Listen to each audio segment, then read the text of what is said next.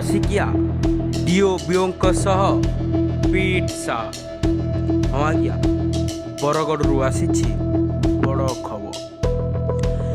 जी जिने पिलांकु शिक्षा जगाउथिले सी शिक्षा विभागर सीआरसीसी को अश्लील मेसेज सह यौन निर्यातना दौरान। हाँ अश्लील वीडियो पठाइबा सह देउथिले यौन निर्यातना। आउ अभियोग पर शेष में बंधा हेले रसिकिया बाबू माने। बरगड़ शिक्षा विभाग पई एमाने एबे कलंकित चेहरा।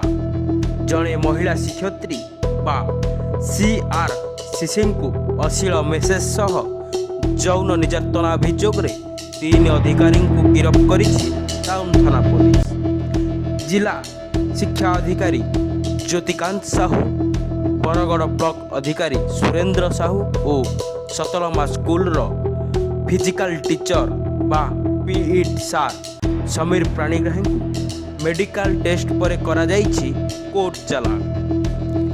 बुधवार संध्यारू 3 रसिकिया अधिकारी मानंकु बरगड़ टाउन पुलिस अटक रखी पचरा उचरा करुथला।